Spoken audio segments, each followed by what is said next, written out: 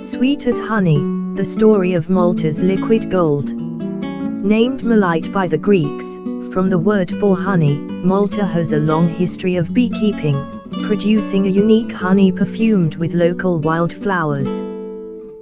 Throughout Malta's long history, its many colonizers and invaders agreed on one thing: Malta's honey was something very special. In fact, it was considered a delicacy, so much so that the Greeks named the island Melite after their word for honey, meli, a name that persisted through Roman times, and it was only the Arabs who changed it to Malta, though not, presumably, because they thought less of the island's namesake.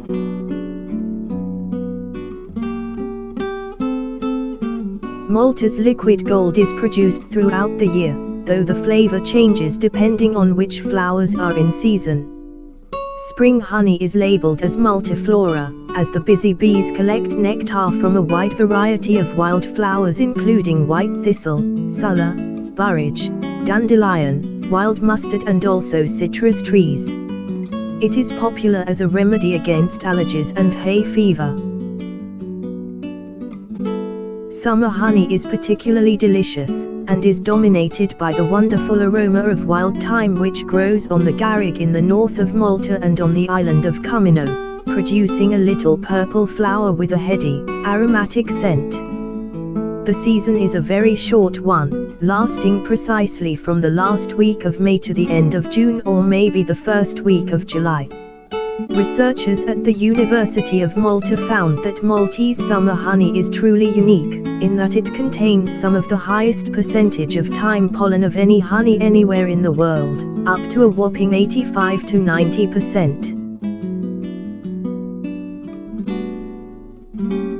Autumn honey is flavored by carob and eucalyptus trees, although the honey does vary from one location to the other, and its production depends on how much rain falls in September.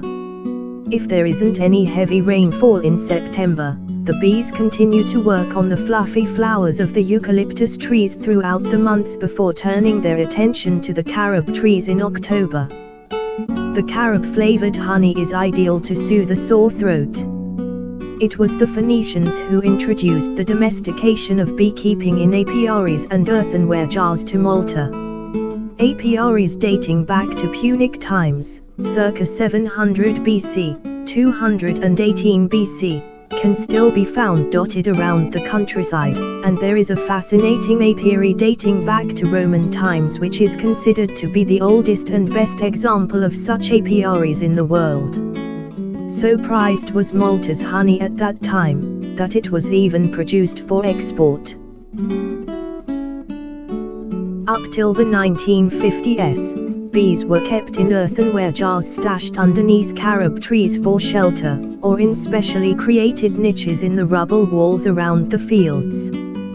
Bees were left pretty much to their own devices to produce their gold without any human interference. Honey was harvested only once a year, after the wild thyme season, and generally on the 26th of July, the feast of Saint Anne. These days there are 3 harvests, in spring, summer and autumn. After the 1950s, movable frame hives were introduced, and local beekeepers started making their own version of the British standard beehive, which is still in use today. There are now some 220 beekeepers on the island. Beekeeping in earthenware jars all but ceased in the 1990s, when the varroa mite decimated 2/3 of the local bee colonies. Malta has its own endemic honeybee, and for years it was the only honeybee species until foreign queens were imported after the 1992 varroa mite devastation, which destroyed 4,000 colonies. The Maltese honeybee is still around today, although now officially defined as a subspecies. However, there is nothing subpar about the honey it produces.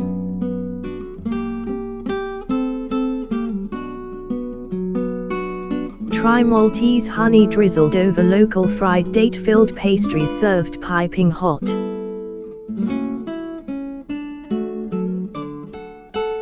During Lent, honey is the key ingredient in making special biscuits, the spiced almond biscuits which contain no fat or eggs, in keeping with Lenten fasting rules but make up for it with plenty of honey and pistachios. Some beekeepers make dry honey mead, a medieval fermented alcoholic beverage made out of honey, water and yeast.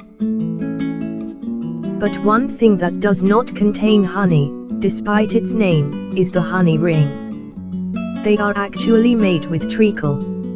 In the past, the filling was made by melting honeycombs after the honey was extracted from them, but that has long been replaced by treacle.